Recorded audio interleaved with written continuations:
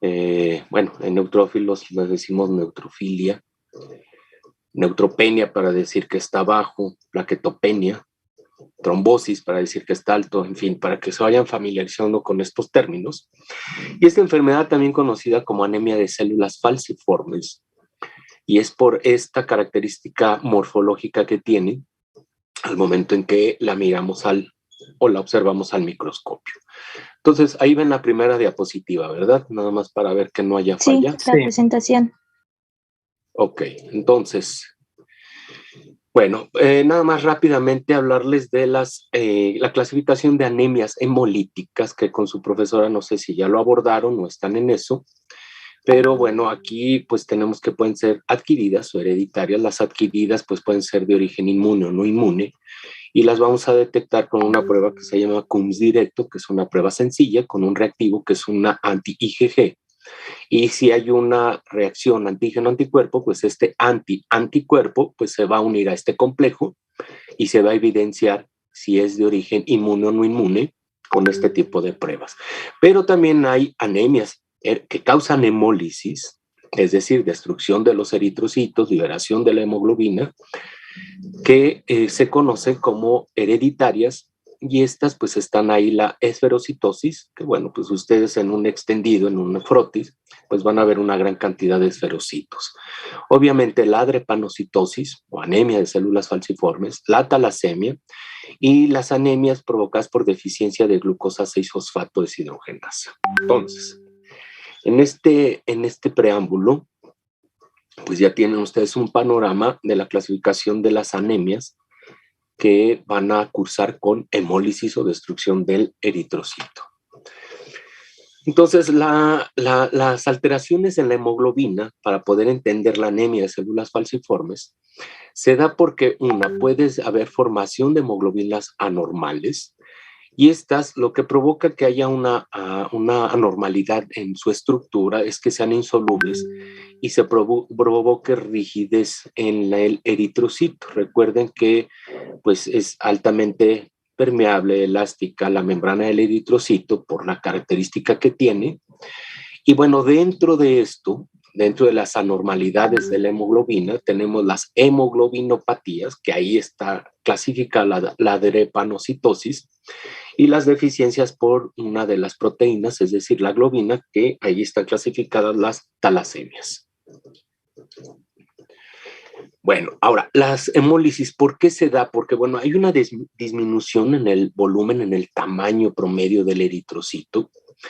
¿Y cómo lo vamos a ver en el laboratorio? Pues va a haber un aumento considerable en el valor de los reticulocitos. Hay una reticulocitosis. Y si la vida media disminuye del eritrocito en menos de 15 días, pues se va a presentar un cuadro anémico. ¿Alguien recuerda cuál es la vida media de un eritrocito? 120 días. ¿Sí? Entonces tiene que cumplir con ese ciclo. Si hay una disminución, pues obviamente hay una destrucción acelerada y hay que ver qué es lo que lo está provocando. Y entonces esto pues da como consecuencia una crisis hemolítica. Bueno, entonces, ¿cuál es la característica de este tipo de anemias, de la anemia de células falciformes o drepanocitosis o anemia drepanocítica, como también se le conoce? Es porque va a haber una sustitución en el sexto codón de un ácido glutámico por una valina. Entonces, como pueden observar ustedes aquí donde estoy señalando, la hemoglobina S en solución oxigenada se vería así. Pero cuando empieza a perder o cuando empieza a haber una disminución en la tensión de oxígeno, en la presión de oxígeno, en la cantidad de oxígeno, se empieza a polimerizar. Entonces, esto es lo que le da la configuración de rigidez a la hemoglobina y obviamente una alteración en la forma en el eritrocito. Entonces, esto, ahorita vamos a ver más adelante, se empiezan a formar espículas dentro del eritrocito, que son los cuerpos tactoides, y empieza a deformarlo y a adquirir la característica de media luna o de hoz. ¿De acuerdo? ¿Hasta ahí vamos bien? Sí. Y algo muy importante es que al tener esta deformación, recuerden que el eritrocito pues es una capa bicóncava, y que tiene esa flexibilidad para poder pasar por la microcirculación para llevar oxígeno a los tejidos, ¿no? Entonces, al tener esta deformación, lo que va a hacer es que se va a empezar a quedar atrapado en la circulación, y esto es lo que conocemos como una vasooclusión, y esto es uno de los síntomas importantes que hay que evitar en los pacientes porque se pueden dar microinfartos en diferentes regiones del organismo. Entonces, bueno, aquí pueden ver en esta imagen en 3D cómo hay una alteración, cómo se empiezan a deformar los eritrocitos. Aquí está como que la estructura característica del trepanocito y no la característica normal del eritrocito, ¿no? Sí, Peralta. ¿Qué dijo que era vasoclasia o cómo? Vasooclusión, o sea, una oclusión a nivel de la circulación. Ok, gracias. De los vasos, no de qué hija. Bueno, entonces, aquí está ejemplificado cómo es la polimerización de acuerdo a la disminución o el aumento de oxígeno y cómo, bueno, pues estas se empiezan a unir, se empiezan a deformar la hemoglobina S, y entonces empieza la hemoglobina a adquirir una forma que el eritrocito pues obviamente no puede contener, se empieza a deformar y entonces adquiere una estructura rígida, que esa es una de las características de este tipo de células o de los eritrocitos con estas alteraciones. Aquí están los cuerpos tactoides que se empiezan a ir a los extremos del eritrocito y lo empiezan a deformar. Bueno, ahora a lo mejor ustedes ahorita se estaban justamente preguntando, bueno, ¿y dónde se localiza? ¿Cuál es la prevalencia? ¿En qué raza afecta más? ¿El por qué y demás? Bueno, esto también pues tiene que ver con la genética, con la herencia. Y obviamente pues esto está más localizado en regiones muy específicas.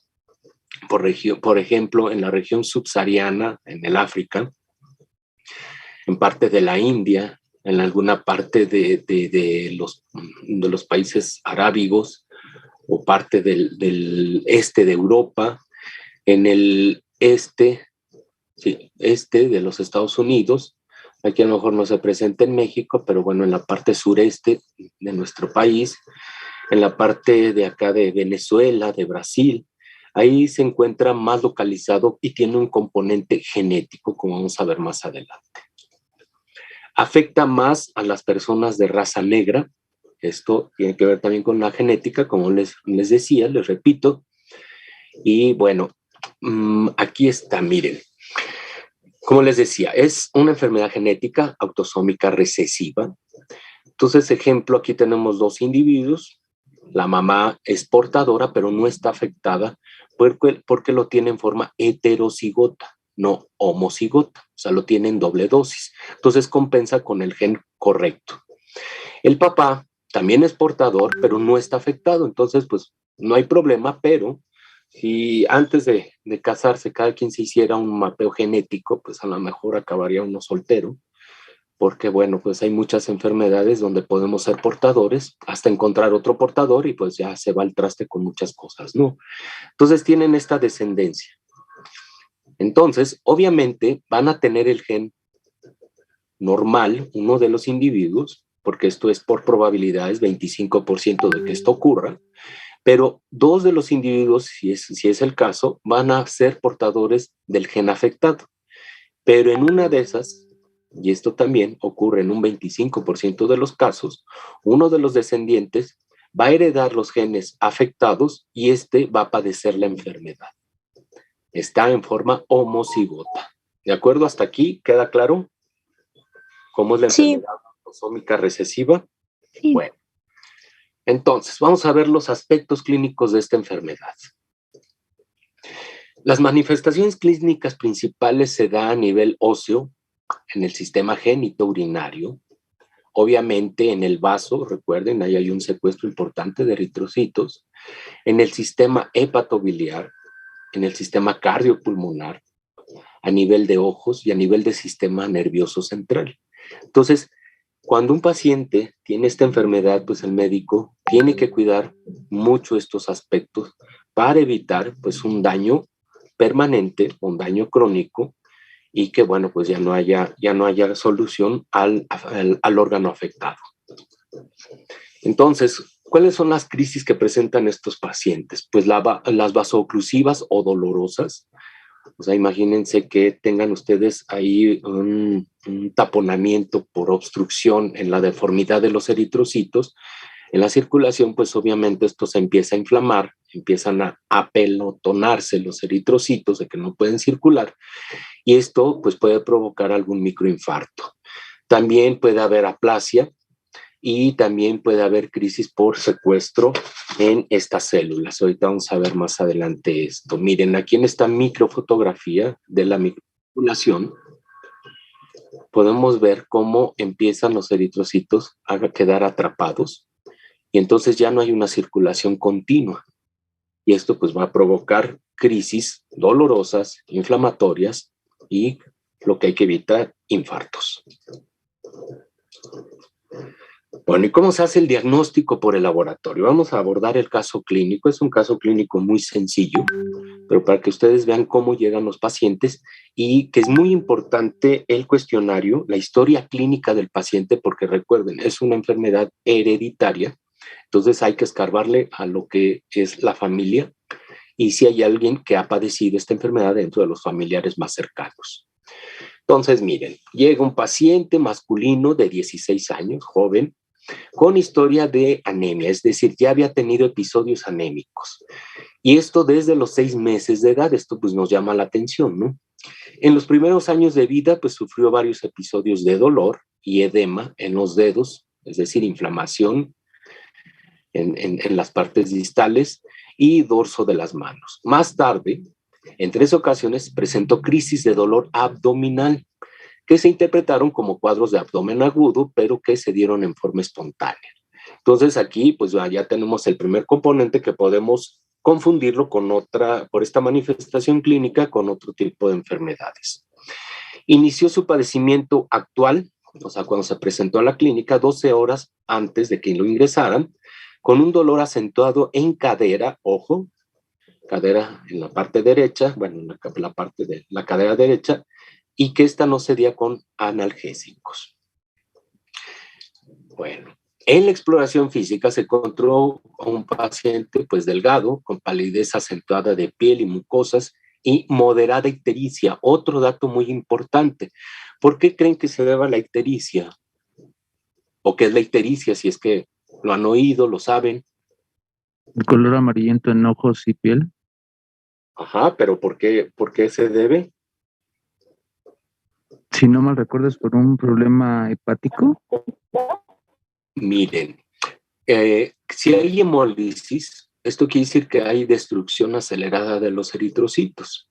Y el metabolismo para degradar esto tiene que ver con las bilirrubinas. Y las bilirrubinas, al estar acentuadas, pues presentan cuadros de ictericia importantes. Además, bueno, del dolor intenso en la articulación coxofemoral derecha, que le impedía el movimiento, no se detectó aumento en el tamaño del vaso, es decir, esplenomegalia. Entonces, bueno, esto pues bueno, puede ser un dato interesante e importante porque quería decir que no estaba en una crisis crónica, sino que a lo mejor iba en una crisis aguda. Bueno, ingresa al servicio de urgencias y se realiza la toma de la biometría hemática y de una química sanguínea. Y se muestra a continuación, hemoglobina alta o baja. Baja, chicos, ligeramente. Para ser hombre, muy baja, ¿no? Ajá. Normalmente, recuerden, los dos datos van de 14,5, pueden ser hasta 18. Entonces, bueno, aquí hay un cuadro anémico. Y empezamos con esto. Hematocrito, 29. A ver, si me permites hacer una observación, Julio. Maestra, claro. Sí, miren, chicos, ustedes ya deben de tener a la mano los valores de referencia del hemograma. Es cierto que yo no se los he mandado, pero los hemos visto en la sesión. Entonces, eso lo pueden buscar en cualquiera de las literaturas que yo les he enviado o en la literatura que ustedes gusten, para que tengan los valores de referencia, para que ahorita ustedes puedan ir checando esto. Ya tienen su hoja de los valores de los índices eritrocitarios Y también les quería comentar, lo que ahorita les preguntó el profesor de la ictericia, eso ya lo habíamos visto en la degradación del glóbulo rojo. Entonces, para que vean nada más que ya los conocimientos los tienen que ir integrando, o sea, los conceptos que se les van dando, chicos, los tienen que integrar, no se quedan de que tomé teoría o tomé no sé qué clase y dejo el cuaderno y ya se me olvida el concepto. Ahorita ya en el nivel que están, hay que ir integrando todos los conocimientos y toda la información que se les va dando en diversas materias. Entonces, ahorita quiero aprovechar para que ya sea en la hoja que yo les envié o donde ustedes gusten, saquen los valores de referencia y los tengan a la mano, porque así como ahorita el profesor les está haciendo estas preguntas para que ustedes puedan participar, así vamos a empezar a trabajar en la teoría. Entonces, no se esperen, ya no están en edad para que uno les tenga que enviar toda la información. Creo que tienen todas las facilidades en cuanto a búsqueda de datos ahora, o sea, de que no tienen que ir forzosamente a una biblioteca, a un lugar físico, a abrir un libro. Entonces, ustedes pueden buscar los valores de referencia. Ya les he dicho que se van a mover más o menos 2, 3 unidades, a lo mejor, dependiendo de los valores, pero que por lo menos se les vea el interés y la iniciativa de tener la información, jóvenes. No nos estemos queriendo hacer tan comodinos de que queremos que toda la información nos las envíen, porque ya sé que igual me pueden decir, es que no nos las he enviado, no les he enviado valores de referencia, pero los pueden ir obteniendo, o de los algunos ejemplos que les he dado, donde vienen unos valores de referencia en algunos resultados, ya podían haberle tomado una foto, o sea, no tienen una excusa. Entonces, a lo que voy es que sí pueden ya empezar a participar e ir integrando los conceptos que hemos estado platicando. Gracias, profe. De nada, maestra. Bueno, entonces, en resumidas cuentas, no hagan quedar mal a su maestra. O sea, si esto ya lo habían visto, lo del metabolismo de la hemoglobina, pues sabrán que la destrucción tiene que ver con el aumento de bilirrubinas por ese proceso. Bueno, seguimos con los valores. Entonces ya quedamos que está abajo. ¿Hay correlación hematocrito con hemoglobina? Sí. Y no, 3 veces el valor. Ahí está. Glóbulos rojos, 2.820.000. ¿Bajos o altos? Bajos. Bajos. Sí, en un hombre más o menos va de 4 a 5. Entonces, bueno, más bien de 5.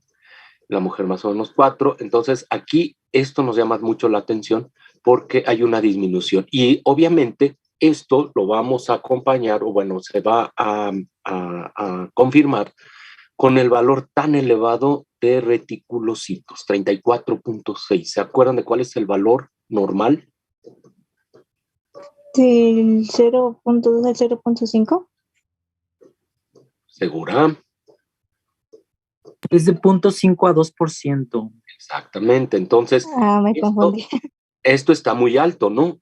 O sea, rebasa y por mucho. Entonces, esto quiere decir que hay una compensación de la médula para tratar de llevar a cabo la disminución acelerada de la masa eritrocitaria, ¿de acuerdo? Bueno, entonces son los datos de la biometría. Ya con esto, pues nos llama la atención que hay un proceso anémico, hay una manifestación de anemia, y que, bueno, pues está habiendo una destrucción acelerada de los mismos. Es decir, hay un cuadro hemolítico. Aquí vemos el hematograma, a lo mejor otra visita como tal o en la misma, no necesariamente porque, bueno, el valor era un poco más alto, pero de todos modos hay una correlación. Entonces, esto está abajo, aquí está. Vamos a ver el volumen corpuscular, alto, bajo, normal. Revisen sus apuntes si los tienen ahí a la mano. ¿Se acuerdan que les dimos los valores de referencia de los índices eritrocitarios? Está alto, tendría que estar entre 80 y 100 centilitros. Entonces esto nos está hablando de una variación en el tamaño. Si hablamos de variación del tamaño, estamos hablando de... Poliquilocitosis. Ok. Bueno, entonces aquí están los índices eritrocitarios. Aquí con asterisco pues nos habla de alteraciones, pero bueno, aquí hay que ver porque es un sexo masculino, no debe de manejar una hemoglobina tan baja. Ahorita nada más vamos a ver la serie roja, que es lo que se ve comprometida, Digo, aquí a lo mejor hay que hacer una diferencial, hay que establecer bien la cuenta diferencial. Bueno, y los reticulocitos pues están muy elevados.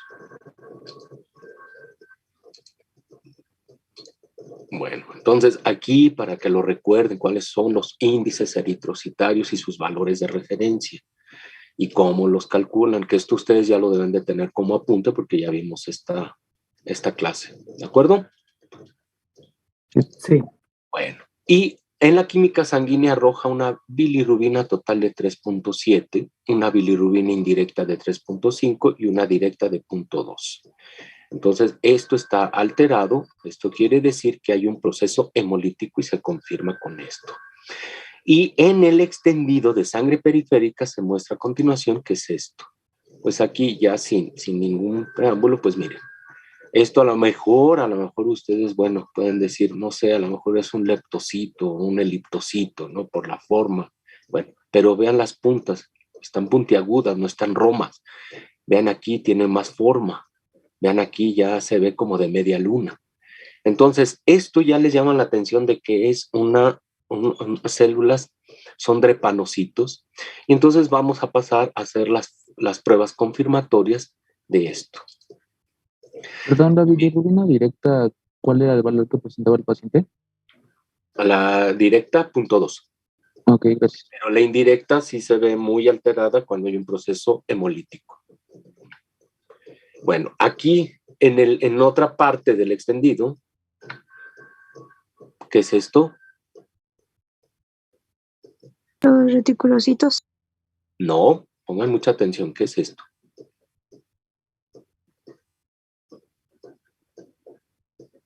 Proeritroblastos. Exactamente, estos no puede haber, están muy aumentados y nos habla de, o esto se acompaña pues con la reticulocitosis. ¿Y qué ven ustedes aquí? A ver, ¿me permites un momentito, Julio? Sí. No es proeritroblasto, es eritroblasto. El proeritroblasto solamente lo van a ver en la médula ósea y es mucho más grande y tiene nucleolos. Ajá. Es la primera célula que vamos a identificar de línea roja. Las que ya están en sangre periférica son eritroblastos, que pueden ser basófilos, pueden ser policromáticos o pueden ser ortocromáticos, pero son eritroblastos. ¿Ok? Sí, es que no escuché qué dijo proeritroblasto, nada más escuché. Ah, sí, dijo proeritroblasto. Por eso, Sí, no. Ajá, Eso ya es una célula muy inmadura que sí, no la vas a encontrar en sangre periférica. Bueno, esto que estoy señalando, ¿qué es? Recuerden que su examen es el próximo miércoles. Y ya vimos esto. ¿Este color no les llama la atención? Como pálido, no gris. No es grisáceo, es como. ¿Cómo se llama esta característica? El policromático. No. ¿No les suena basofilia difusa? Sí. Ah, ¿verdad? ¿Y esto qué es? Un esferocito, ¿no? Ok. Bueno. Y bueno, pues los reticulocitos, si ven la sangre periférica, pues van a ver así la basofilia difusa y como su maestra ya se los mencionaba, como acaba de desprender el material, pues se ve como un chuponcito, pero van a ver mucha basofilia difusa en el extendido en tinción de Wright, pero en la tinción supravital, en la tinción para reticulocitos, pues van a verlos así. Entonces, con mucha retícula y súper aumentados, con ese valor de 36.2, si la memoria no me falla, pues tienen que encontrar en todos los campos que ustedes examinen, ¿de acuerdo? Bueno. Sí. Entonces, bueno, aquí no se ve bien la imagen, pero aquí hay un drepanocito.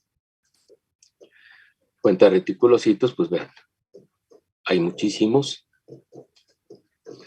Entonces, por lo que al observar drepanocitos se realiza la prueba confirmatoria. ¿Cómo se hace esta prueba? Se incuba sangre fresca con metabisulfito de sodio fresco, preparado en el momento, Y esto se los platico porque, bueno, desgraciadamente no lo vamos a hacer, es una prueba muy sencilla.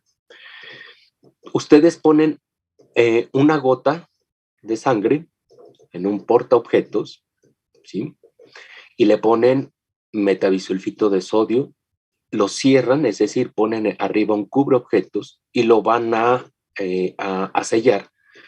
Y pues puede ser con un poco de barniz de uñas, sellan todo para que no haya entrada o salida de oxígeno, haya una saturación del mismo, ¿sí?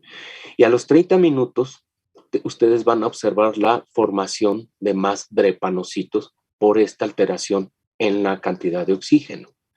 Hacen un testigo negativo poniendo solución salina en lugar de sangre con el metabisulfito de sodio y los van a observar en 40 cada 30 minutos durante hora y media. A la hora pues ya se observa mucho la formación de esto. Esto, bueno, no corresponde como tal, es una microfotografía, pero bueno, así se llegan a ver muy espiculados, muy alargados, por la tensión de oxígeno, por una disminución del mismo y por secuestro del metabisulfito del oxígeno. ¿De acuerdo? ¿Dudas hasta aquí? No, todo bien. Bueno, obviamente pues este es en 3D, así lo verían ya si tienen esta tecnología para poderlo observar, pero se ven así de deformes los eritrocitos y pues ya reciben el nombre de drepanocito. Entonces ya hicimos esta prueba que se llama inducción de drepanocitos con metabisulfito de sodio fresco y entonces ya podemos pues concluir que sí se trata de esto. Pero hay otro estudio que es el corrimiento electroforético de hemoglobina.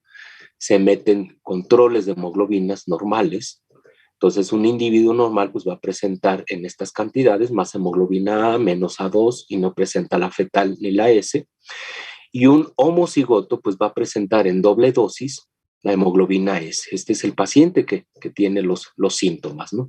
Y si es heterocigoto, bueno, pues lo va a compensar con hemoglobina A y hemoglobina S. ¿De acuerdo? Así es como verían un corrimiento electroforético. Esto también no es una prueba cara, se puede realizar. Y bueno, pueden hacerlo también en un hidrogel. Meten controles de hemoglobina AFSA2 o hemoglobina C y empiezan a ver los corrimientos. Y aquí, bueno, aquí pueden ver la homocigosis para hemoglobina S, que obviamente pues estos pacientes tarde que temprano van a tener estas crisis de la anemia de células falciformes. Conclusiones. Hay que revisar el hemograma, los índices eritrocitarios, la cantidad de eritrocitos, obviamente pues la hemoglobina, el hematocrito que concuerden. También tenemos que revisar la cuenta de reticulocitos. Tenemos que revisar hacer el extendido y ahí, bueno, pues no hay falla. Permítanme un microsegundo.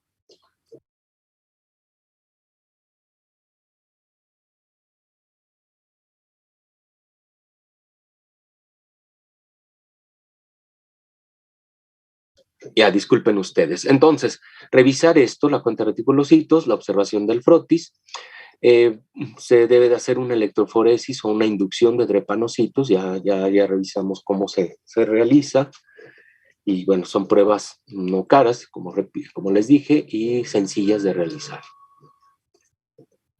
Entonces, ya en cuestión de la conclusión para el paciente, pues la biometría muestra una anemia con estas características, normocítica, normocrómica o ligeramente macrocítica debido a reticulocitosis que se presenta en el 34.6%. Debido a que se está presentando un aumento en la destrucción de los eritrocitos, es decir, una destrucción acelerada, entonces, pues obviamente la médula va a responder aumentando la eritropoiesis pues va a haber mayor cantidad a la circulación de reticulocitos para tratar de compensar esto y de eritroblastos, ¿de acuerdo? Por lo que la anemia se debe a hemólisis, dato que se apoya con el aumento de bilirrubina indirecta que deriva de la degradación de la molécula de protoporfirina. Esto es un ciclo muy interesante, que bueno, es un componente de la hemoglobina y cuya destrucción o catabolismo aumenta por el proceso hemolítico. Y el aumento de la bilirrubina explica la ictericia del paciente. La observación del extendido pues nos aporta una gran información porque detectamos ahí drepanocitos y basofilia difusa. Y esto, bueno, ya recuerden, en una tinción supravital, pues vamos a ver reticulocitos.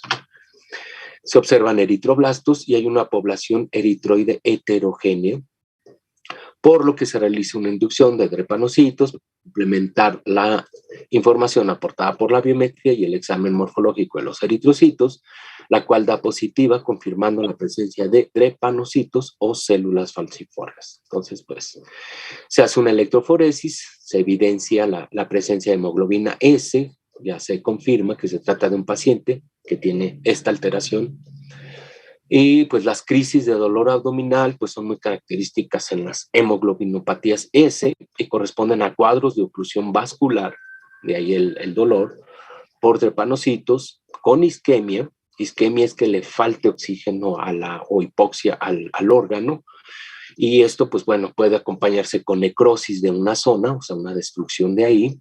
Y los órganos con más frecuencia que se afectan, pues son los vasos y los riñones por la microcirculación. Y el vaso, pues porque juega un papel importante, como si fuera un lugar de control de calidad para secuestrar eritrocitos y eliminarlos de la circulación. Y los infartos esplénicos, o sea, en vaso, son muy frecuentes y bueno, con el tiempo pues van a atrofiar este órgano, por eso, bueno, muchos pacientes pues se les retira, se les hace esplenectomía. Los cuadros de inflamación o edema y dolor en el dorso de las manos y dedos se producen por isquemia ósea, secundarias a que, bueno, hay una obstrucción de los vasos sanguíneos, entonces no hay el aporte suficiente de oxígeno a estas partes. Y, bueno, el dolor en cadera corresponde a que también hay oclusión de los vasos en la cabeza del fémur y puede llevar a una necrosis de la misma. Diagnóstico, pues bueno, no hay más que buscarle, ¿no? Anemia de células falciformes. Entonces, ustedes a lo mejor se están preguntando, bueno, ¿y cómo se tratan a estos pacientes? Bueno, estos pacientes pues los están transfundiendo continuamente para evitar estos cuadros anémicos y de secuestro. Y obviamente pues remedios paliativos pues para el dolor, retirar el vaso porque bueno, esto hace que no se evite que se infarte o que se necrose. Entonces, pero no hay cura, nada más es evitar los cuadros agudos de la enfermedad. Y creo que es la última. ¿Dudas, comentarios? Sí, yo tengo una. Entonces, nosotros como químicos, ¿qué le reportaríamos? ¿Nada más la morfología que encontramos? ¿O le podríamos hacer una sugerencia de diagnóstico? No, como laboratorio tú tienes la obligación de hacer la inducción de drepanocitos y confirmar que en la inducción de drepanocitos se presenta la formación de los mismos a tales tiempos. Y en el extendido vas a reportar que se observan células falciformes o drepanocitos. Sí, gracias. Obviamente, bueno, estos corrimientos electroforéticos a veces están en los laboratorios de hematología especial, a veces están en otra área, el médico ya lo tendrá que solicitar, pero con estos dos estudios, pues ya puede confirmar el diagnóstico. De todos modos, la clínica es muy clara en cuanto a las crisis oclusivas. Entonces, y la historia familiar, recuerden, este paciente en el caso particular, pues empezó con cuadros anémicos desde los 6 meses de edad, ¿no? Si mal no recuerdo. Entonces, eso nos habla de que, pues bueno, ya era una enfermedad hereditaria, ¿no? Maestra Araceli, díganos. Estoy levantando mi manecita. Sí, les quería comentar, miren, esta es una de las enfermedades o de los diagnósticos en los cuales nosotros como laboratorio podemos dar un apoyo muy importante, porque en ocasiones, cuando todavía no se ha diagnosticado la enfermedad y el paciente está presentando un porcentaje no muy alto de hemoglobina S, a lo mejor no está teniendo la clínica o la sintomatología. Entonces nosotros, al observar el frotis, porque como ya lo hemos platicado, esta enfermedad, no porque haya estas alteraciones morfológicas se van a reportar en el hemograma, no se ven, entonces hay que verlas en el microscopio, nosotros al ver el extendido de sangre periférica e ir relacionando las alteraciones morfológicas con nuestros valores elevados, por ejemplo, de reticulocitos, y estar viendo cómo están dando nuestros índices eritrocitarios, que es una anemia normocítica normocrómica, pero básicamente va a ser porque vamos a observar los drepanocitos y como dijo el profesor, a lo mejor podamos tener nosotros duda o el médico de que si es un drepanocito o es un elipto. Bueno, se hace la inducción, es una prueba muy rápida de hacer en cuanto a realizar el reactivo y la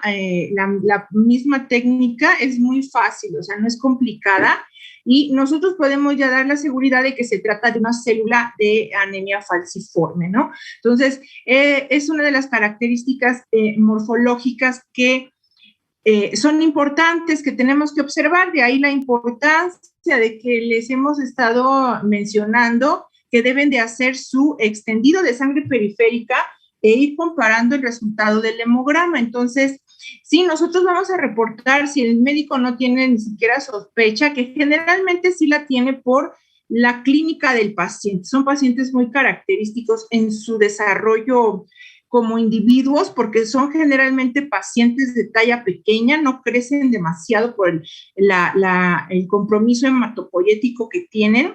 O sea, no son altos ni robustos, se quedan como pequeños, como si fueran niños, porque no tienen un buen desarrollo óseo. Entonces, bueno, hay una serie de características que el médico ve. Nosotros, pues bueno, vamos a ver al paciente a la hora de tomarle la muestra, que después son pacientes que tienen venas muy complicadas porque como se les está citando cada determinado tiempo para estarlos valorando, pero bueno, a lo que voy es que si nosotros observamos nuestro frotis y lo hacemos como debe de ser, nosotros vamos a hacer la evidencia de la morfología, o sea, tiene que haber los drepanocitos principalmente, pero generalmente van a estar acompañados con eritroblastos, con algunos esferos, con algunos podocitos. Entonces, todo eso se va unando a ir complementando las características del diagnóstico. Por eso es importante ir conociendo el por qué se pueden presentar ciertas alteraciones morfológicas. Gracias, profesor, no, porque me da su tiempo. ¿Alguien más tiene alguna duda, alguna observación, alguna inquietud? ¿Qué tratamientos paliativos son más utilizados en estos casos? Sobre todo transfusiones y esplenectomía, retirar el vaso. Ok, y otra duda, perdón. En el caso de los drepanocitos, bueno, pues tienen como una forma un poco más delgada, ¿no? Y bueno, como yo los veo, siento que el tamaño son un poco más chicos que lo que deberían de ser. Entonces, ¿por qué se le llama normocítico normocrómico? ¿No podría ser microcítico normocrómico? No, acuérdate de qué es lo que te da la clasificación de una anemia. Los índices eritrocitarios, ¿no? Ok, sí. Entonces, eso es lo que tienes que fijarte, si está dentro de los parámetros. Y acuérdate, normocítico tiene que ver con el tamaño, ¿sí? Aquí a lo mejor para armar el caso, pues no necesariamente recurrimos al mismo del paciente más que el hematograma, sino más bien para ejemplificar, para que sea didáctico, pues les presentamos más la imagen enfocada a los drepanocitos, ¿no? Ahí vieron muchos microesferos o esferocitos que puede presentarse, no necesariamente. Entonces, y la otra es que la coloración, o sea, la hemoglobina, la cantidad de hemoglobina, pues es normal, lo único es que está deforme. Y entonces, pues lo que va a hacer es que el vaso, pues los va a estar secuestrando, los va a estar destruyendo y hay un catabolismo de la hemoglobina y por eso aumenta, hay una hiperbilirubinemia. Ok, gracias. No, ¿de qué? ¿Alguien más? Yo sí tengo. Entonces, al retirarles el vaso, ¿no están un poco más inmunocomprometidos? No ocurre esto. Digo, sí hay alteraciones, pero bueno, recuerden, el organismo tiende a compensar y pues bueno, hay otros mecanismos de compensación para esto, pero o sea, está enfocado en el padecimiento del paciente, que es una anemia de células falciformes. Si este paciente adquiere otra enfermedad de origen hematológico, pues ya le dio al traste porque no va a tener cómo compensar por estas características, ¿no? De no tener vaso, por ejemplo, ¿no? Entonces, pues se le va a afectar el riñón. Estos pacientes también pueden padecer priapismo, que es una erección muy dolorosa porque está atrapada en la microcirculación del pene, la sangre está obstruyendo la circulación, entonces ahí le tienen que dar hidrocortisona, inyectarles directamente para disminuir este proceso inflamatorio muy agudo. Y bueno, por citar algunos, ¿no? Puede también haber infarto en algún otro órgano, ¿no? Como tal. No sé si eso resolvió tu duda o te quedó peor. No, está bien. Ok. De hecho, recuerden que en el vaso, por ejemplo, puede ser como les mencionó el profesor, les pueden quitar el vaso con una cirugía, pero en muchos de estos pacientes el mismo organismo va eliminando porciones de vaso. ¿Por qué? Porque va a tener zonas de una circulación muy pequeñita y entonces hay que empezar a realizar un proceso de necrosis.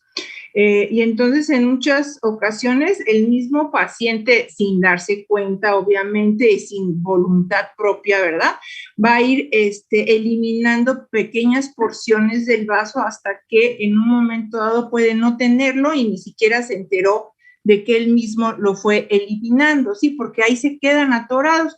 Cuando se llega a hacer la cirugía para quitarles el vaso, es precisamente para que no estén teniendo este problema de que se queden atorados los drepanocitos en alguna porción del mismo órgano del vaso. Entonces, esto ya sea que les hacen la cirugía o el mismo paciente durante el periodo de su enfermedad, que es un padecimiento crónico porque es hereditario, ellos mismos se van necrosando y van perdiendo pequeñas porciones del vaso durante todo un determinado tiempo de su vida. Bien, bueno, Jessica aquí nos comenta si hay algún impacto negativo que haya constantes transfusiones. Obviamente sí. Cada transfusión es un evento que se conoce como evento aloinmunizante. ¿Qué es esto? Que ustedes están sometiendo a los pacientes antígenos extraños, están metiendo sangre y los eritrocitos tienen muchos determinantes antigénicos en la membrana y obviamente tarde que temprano desarrollan anticuerpos. Entonces, normalmente a estos pacientes se les transfunde con paquetes fenotipados. ¿Qué significa esto? Ya se tiene una carta descriptiva de estos pacientes, cuáles son los anticuerpos que tienen y se evita someterlos a esos antígenos. Entonces, a veces no es tan sencillo porque desarrollan anticuerpos, pueden ser muy raros, pueden ser anticuerpos fríos, calientes, bifásicos. Bueno, es todo un rollo la inmunohematología. Entonces, estos pacientes no la pasan nada bien, pero normalmente los hospitales donde llegan, en colaboración con los bancos de sangre, pues ya tienen la información porque requieren muchas transfusiones. Entonces, normalmente ya tienen su carta, repito, descriptiva de sus anticuerpos. Entonces, esto es lo que se conoce como transfundirlo con paquetes o unidades fenotipadas, o sea, con un fenotipo ya establecido. Y la otra que les mencionaba su maestra, bueno, sí hay que evitar los infartos y hay que evitar la necrosis y hay que evitar también la cronicidad de la inflamación, porque recuerden, un proceso inflamatorio pues es una lluvia de citocinas, una lluvia de mensajeros, y esto lo que provoca a la larga siempre desarrolla neoplasias, cánceres. Entonces, eso ya es irse muy allá, pero sí, repito, son pacientes que no la pasan nada bien. Entonces, moraleja, consejo, antes de casarse, háganle un buen fenotipado a la pareja, no nada más de grupo sanguíneo, sino de antecedentes, así como no queriendo en el romanticismo del momento. Pues sí, pregúntenle, oye, ¿y en tu familia, no sé, hay malformación? Una beta talasemia, una alfa talasemia. Sí. O incluso, oye, no hay psicóticos o hay sociópatas, porque en verdad a veces se casa uno o se casan a veces con su peor enemigo genéticamente hablando, no estoy hablando de otras cuestiones, ¿sí? Entonces es muy importante porque pues quien lo padece pues es la descendencia.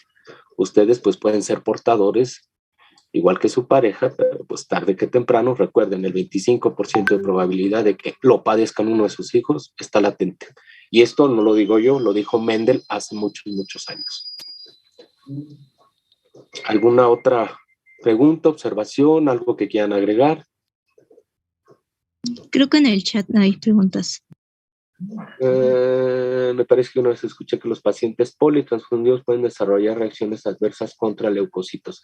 Bueno, mira, ¿quién dice esto? ¿Leonardo? Sí, ¿verdad? Mira, sí y no, porque hoy en día no te transfunden sangre total, la sangre total iría con plasma y la masa eritrocitaria. Hoy en día nada más en casos muy, muy, muy concretos transfunden sangre total, como puede ser en quemaduras o en politraumatismos, ¿no? Severos, accidentes. Entonces nada más te meten la masa eritrocitaria. Sin embargo, puede llegar a haber una cantidad mínima, casi despreciable, de leucocitos. Pero para eso hay estrategias donde el médico va a pedir paquetes globulares leucodepletados y leucoreducidos. ¿Qué es esto? Que por medio de filtración se elimine la carga de leucocitos, porque los antígenos leucocitarios son más peligrosos que los antígenos eritrocitarios. Aquí ya entra lo que se conoce el sistema HLA del complejo principal de histocompatibilidad, pero bueno, eso es otro tema. Pero sí, estos pacientes pueden desarrollar anticuerpos contra ese sistema, contra el sistema leucocitario, es decir, el HLA, aparte del eritrocitario, pero por eso los médicos son cuidadosos en ese sentido, los que saben tratar este tipo de padecimientos, al pedir paquetes leucoreducidos y leucodepletados, donde se disminuye hasta en 1 o 2 logaritmos la masa leucocitaria. ¿Alguien más?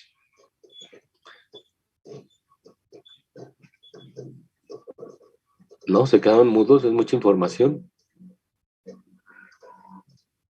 Nos espantaste, Julio. No, al contrario. No, es que es interesante, o sea, ya cuando se meten de lleno a la inmunología, la genética, la clínica, y sobre todo platican mucho con los médicos aprenden mucho de nosotros y nosotros de ellos. Entonces, si llegan a trabajar en un laboratorio clínico, siempre practiquen la máxima de nunca trabajar contra el médico, sino trabajen con el médico. Porque recuerden, ustedes van a tener al paciente in vitro, en un tubo, ellos lo tienen in vivo. Entonces la correlación de esas informaciones pues dan cosas maravillosas, pero si están a la defensiva ambas partes, pues bueno, pues nunca llegan a ningún lado, ¿no? Y bueno, esto es de los rollos que echamos al final, pero nunca está de más. Siempre valoren mucho su profesión, por eso es importante que estudien, que sepan el fundamento y que no nada más pues sepan de una sola cosa, ¿no? Sino todo lo que hay alrededor de ello, ¿no? Por ejemplo, pues la bioquímica de la bilirrubina es muy interesante, cómo se forma, cómo es el catabolismo de la hemoglobina para llegar a esos valores. Y bueno, pues esto está acompañado, digo, aquí tampoco venían otras pruebas de laboratorio que son importantes y que se les pide de rutina a este tipo de pacientes, como la LDH para ver integridad membranal, fosfatasas alcalina, ácida, para ver el comportamiento también de la estructura del eritrocito, en fin. Pero aquí quisimos ejemplificar porque revisamos el caso, su profesor y yo, pues lo que más se aboca hacia el diagnóstico de una anemia de células falciformes. Pero la información que puede arrojar un tipo de pacientes como estos, pues es mucha, ¿no? Pero ya eso depende de ustedes, la inquietud que tengan y hasta dónde quieran llegar, pero que siempre lo respalden, siempre lo fundamenten, ¿de acuerdo? Sí. Ay, creo que ando muy rollero, maestra. Ay, estás emocionado dando el tema, eso está bueno, eso está bien, ahí se le ve a usted la emoción. Está bien. Bueno, ¿alguien más?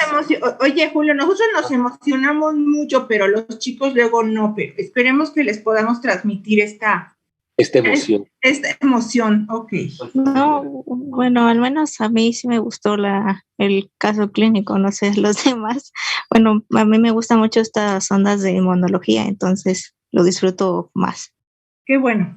Qué bueno, es que, bueno, les digo, estos son rollos que luego echamos al final, pero las 3 letras de la carrera, la Q, la F, la B, esto abre un panorama inmenso de lo que pueden explotar.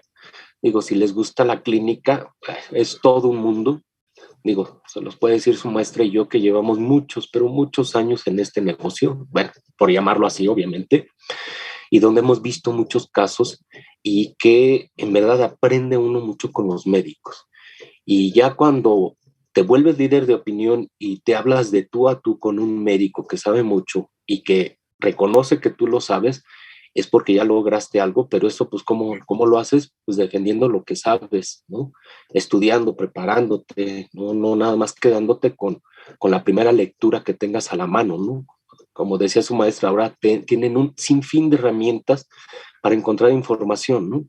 A nosotros pues todavía nos tocó ir a las bibliotecas y sacar artículos y fotocopias y usar máquinas de escribir. Bueno, es prehistoria lo que les cuento, ¿no? Pero eso pues es parte de la formación y ahorita la formación que les toca a ustedes pues tiene que ver con las tecnologías, pero de ustedes depende, ¿no?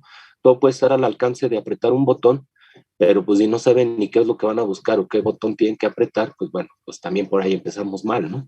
Entonces todo depende de ustedes, la inquietud que tengan, ¿no? Entonces, pero bueno, guardamos este rollo al final, que siempre le damos un rollo así muy, muy motivador. Bueno, esperemos que así sea, Sí. dependiendo a lo que se vayan a dedicar y podemos darles muchos consejos.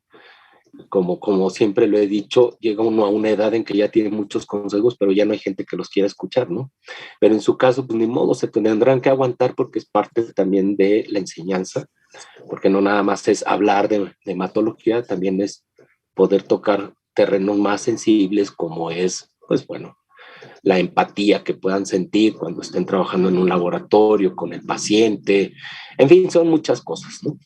Pero bueno, esto ya sería en otra clase de filosofía, ¿no? Ajá, y de ética.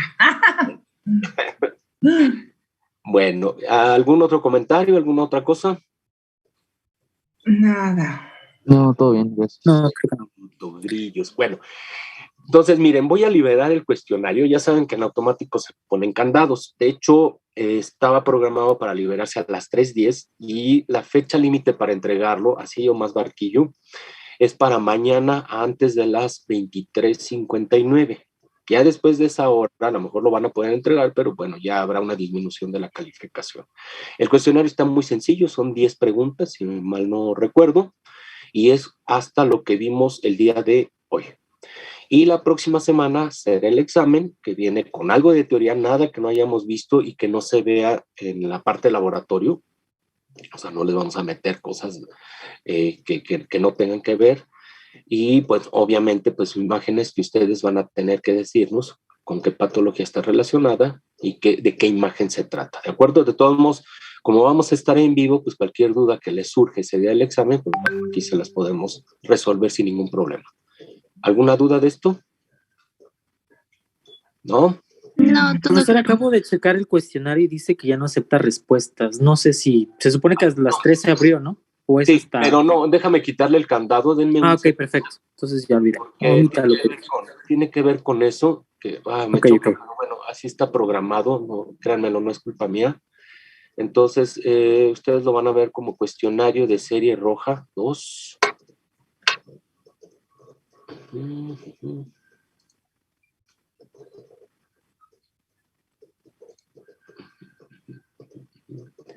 Espérenme, porque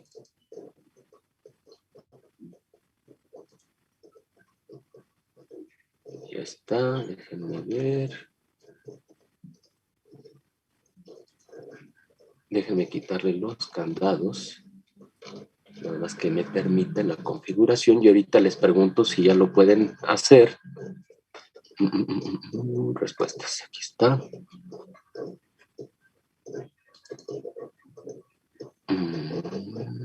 Okay. Listo, ya le quité el candado. Si alguien puede, por favor, entrar y ver si ya pueden resolverlo, bajar el cuestionario. Yo ya profe. puedo. Sí, se puede, profe. ¿Sí? Sí, Confirmo ya. de que ya.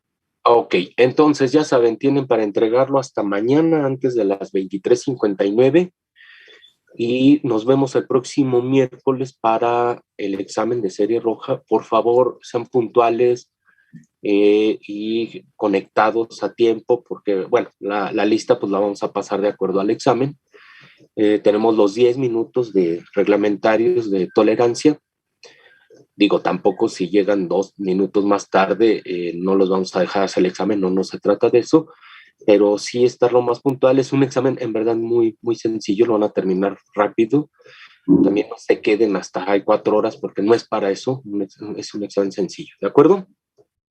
Sí, profesor. Sí, gracias. Sí, profesor. Si ya no hay nada más, nos despedimos y nos vemos el próximo miércoles. Que Hasta estén luego. muy buen día. bien. Buenas tardes, chicos. Muchas gracias. Buenas tardes. Hasta luego. Hasta luego, profe. Gracias, buenas tardes. Buenas tardes. Bye.